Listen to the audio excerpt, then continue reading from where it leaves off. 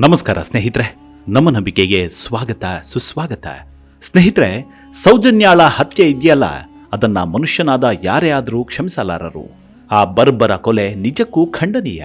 ಆದ್ರೆ ಅದಕ್ಕೆ ಕಾರಣರಾದವರಿಗೆ ಏನಾಯ್ತು ಅಂತ ನೋಡಿದ್ರೆ ಏನೂ ಆಗಿಲ್ಲ. ಆದ್ರೆ ಮಗಳನ್ನ ಕಳ್ಕೊಂಡ ಹೆತ್ತವರ ಪಾಡು ನಿಜಕ್ಕೂ ಅವರ ಕಷ್ಟ ನೋಡೋಕಾಗಲ್ಲ, ಅವರ ನೋವಿನ ಮಾತನ್ನ ಕೇಳೋಕಾಗಲ್ಲ.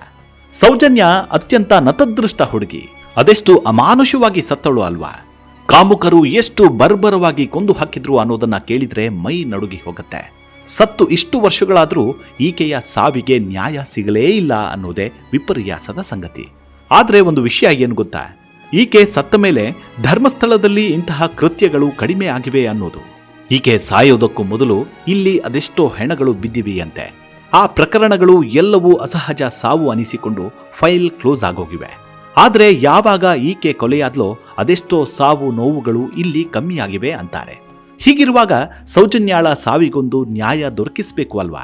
ಇದಕ್ಕಾಗಿ ಹೋರಾಟಗಳು ಇನ್ನೂ ನಡೆಯುತ್ತಲೇ ಇವೆ. ಆದ್ರೆ ಅದ್ಯಾಕೋ ಏನೋ ನ್ಯಾಯದೇವತೆ ಈಕೆ ಸಾವಿನ ಕಡೆಗೆ ಕಣ್ಣು ಬಿಟ್ಟು ನೋಡ್ತಿಲ್ಲ. ಇದರ ನಡುವೆ ಸೌಜನ್ಯಾಳ ಮನೆಯವರು ಹೇಗಿದ್ದಾರೆ, ಸಾವಿನ ದಿನ ಅದೇನಾಯಿತು, ಈಗ ಊರಿನಲ್ಲಿ ಸೌಜನ್ಯಾಳನ್ನ ಜನರು ಯಾವ ರೀತಿ ನೋಡ್ತಾರೆ, ಇದೆಲ್ಲದರ ಬಗ್ಗೆ ಇವತ್ತಿನ ಸಂಚಿಕೆಯಲ್ಲಿ ಹೇಳ್ತಾ ಹೋಗ್ತೀನಿ. ಅದಕ್ಕೂ ಮುನ್ನ ನಮ್ಮ ನಂಬಿಕೆಗೆ ನಿಮ್ಮ ಬೆಂಬಲವಿರಲಿ. ಸ್ನೇಹಿತರೆ, ಆ ದಿನ ಸೌಜನ್ಯಾಳ ಪಾಲಿಗೆ ಅತ್ಯಂತ ಕೆಟ್ಟ ದಿನ ಅಂತಾನೆ ಹೇಳಬಹುದು. ನಿತ್ಯ ಈಕೆ ಕಾಲೇಜಿಗೆ ಹೋಗೋಕೆ ಮನೆ ಬಿಡ್ತಾ ಇದ್ದದ್ದು ಬೆಳಗ್ಗೆ 8 ಗಂಟೆಗೆ, ಮಧ್ಯಾಹ್ನ 3 ಗಂಟೆಗೆಲ್ಲ ಮನೆ ಸೇರ್ಕೊಳ್ತಿದ್ಲು. ನಿಜಕ್ಕೂ ಅವತ್ತು ಆಕೆಗೆ ಒಂದು ಆಸೆ ಇತ್ತು. ಆ ಆಸೆ ಈಡೇರ್ಲೇ ಇಲ್ಲ. ಅಷ್ಟಕ್ಕೂ ಆ ಆಸೆ ಏನು ಗೊತ್ತಾ, ಹೊಸ ಅಕ್ಕಿಯ ಅನ್ನ ತಿನ್ಬೇಕು ಅನ್ನೋದು. ನಿಜ, ಇವರ ಮನೆಯಲ್ಲಿ ಹೊಸ ಬೆಳೆ ಬಂದಿತ್ತು. ಅದಕ್ಕೆ ಪೂಜೆ ಮಾಡಿ ಹೊಸಕ್ಕಿಯನ್ನ ಅನ್ನ ಮಾಡಲು ಎಲ್ಲ ತಯಾರಿಯನ್ನು ಮಾಡ್ಕೊಂಡಿದ್ರು. ಇದ್ರಿಂದ ಈಕೆ ಏನ್ ಮಾಡ್ತಾಳೆ, ಮಧ್ಯಾಹ್ನ ಬಂದು ಹೊಸಕ್ಕಿಯ ಊಟ ಮಾಡ್ತೀನಿ, ತಿಂಡಿ ಬೇಡ ಅಂತ ಹಾಗೆ ಹೋಗ್ಬಿಡ್ತಾಳೆ. ಬಾಕ್ಸ್ ಕೂಡ ತಗೊಂಡು ಹೋಗ್ಲಿಲ್ಲ.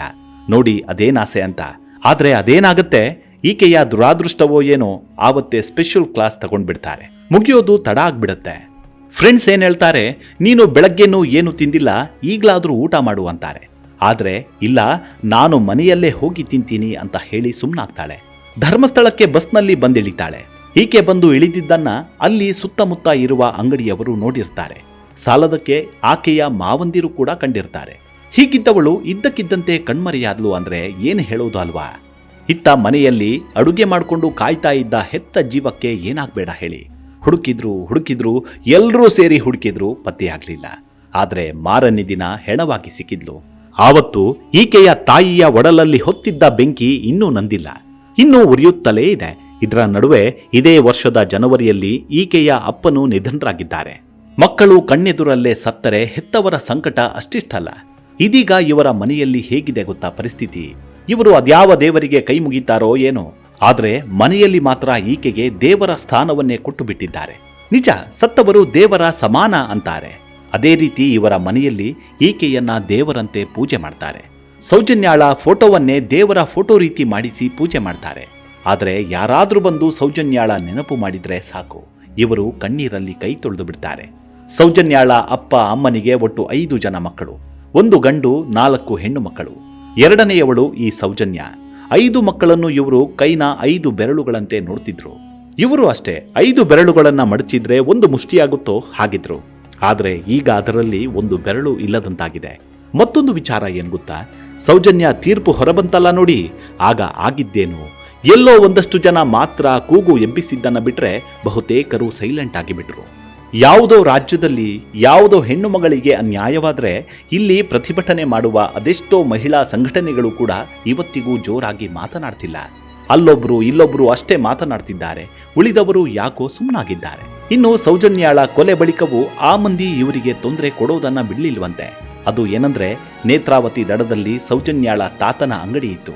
ಆದ್ರೆ ಸೌಜನ್ಯ ಪ್ರಕರಣ ಆದ ಸುಮಾರು 1.5 ವರ್ಷದ ಬಳಿಕ ಇಲ್ಲಿ ಭಕ್ತರಿಗೆ ಜಾಗ ಸಾಲಲ್ಲ ಅಂತ ಹೇಳಿ ಅಂಗಡಿಯನ್ನ ಖಾಲಿ ಮಾಡಿಸಿದ್ರಂತೆ.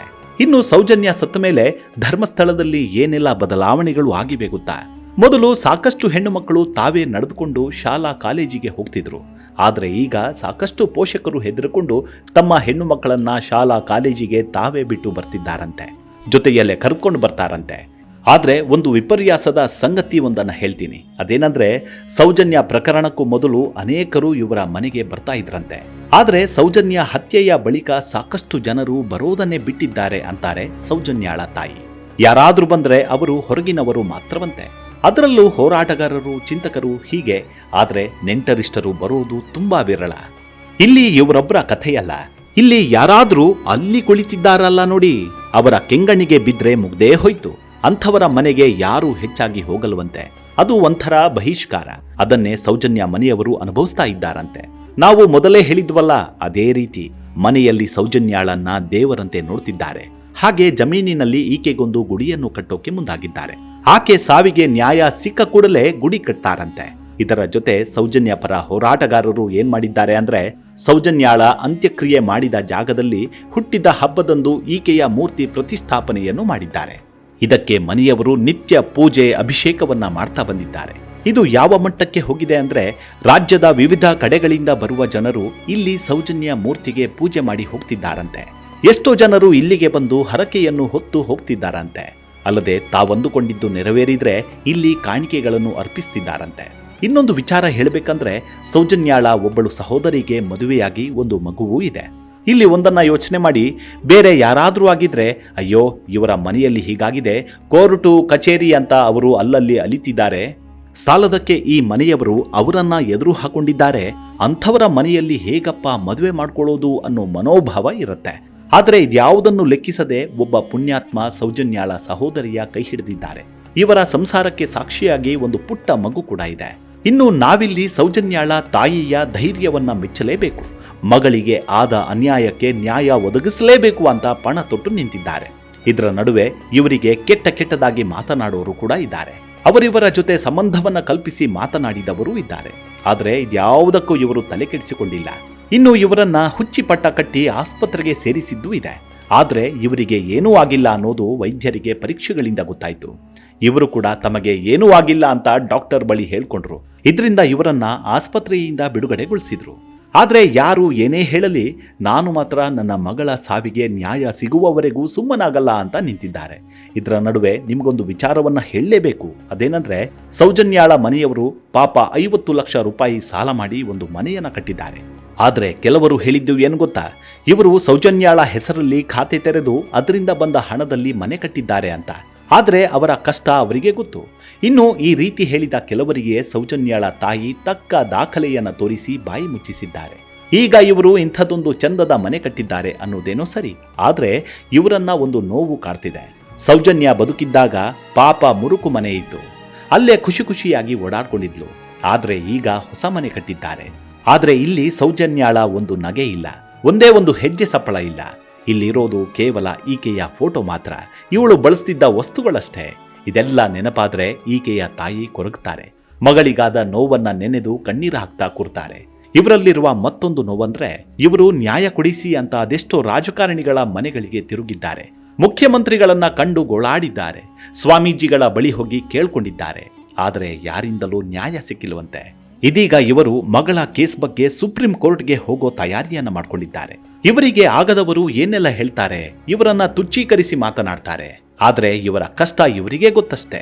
ಮನೆಯಲ್ಲಿ ಮಗನನ್ನ ಬಿಟ್ರೆ ಗಂಡು ದಿಕ್ಕಿಲ್ಲ, ಮಗಳಿಲ್ಲ ಅನ್ನೋ ಚಿಂತೆಯಲ್ಲೇ ಯಜಮಾನರು ಹೋಗಿಬಿಟ್ಟಿದ್ದಾರೆ. ಮನೆ ಮೇಲಿನ ಸಾಲ ಬೆಟ್ಟದಷ್ಟು ಕೂತಿದೆ. ಇನ್ನು 2 ಹೆಣ್ಣು ಮಕ್ಕಳಿಗೆ ಮದುವೆ ಮಾಡಬೇಕಾಗಿದೆ. ಇದೆಲ್ಲವನ್ನ ಹೇಗೆ ನಿಭಾಯಿಸೋದು ಅನ್ನೋ ಚಿಂತೆಯಲ್ಲಿ ಇವರು ಮುಳುಗಿದ್ದಾರೆ. ಹಗಲು ರಾತ್ರಿ ಕಷ್ಟಪಡ್ತಾನೇ ಇದ್ದಾರೆ. ಇದರ ನಡುವೆಯೂ ತಾವು ಇರೋವರೆಗೆ ಮಗಳ ಸಾವಿಗೆ ನ್ಯಾಯ ದೊರಕಿಸಿಕೊಡ್ಲೇಬೇಕು ಅಂತ ಹೋರಾಟವನ್ನ ಮಾಡ್ತಿದ್ದಾರೆ.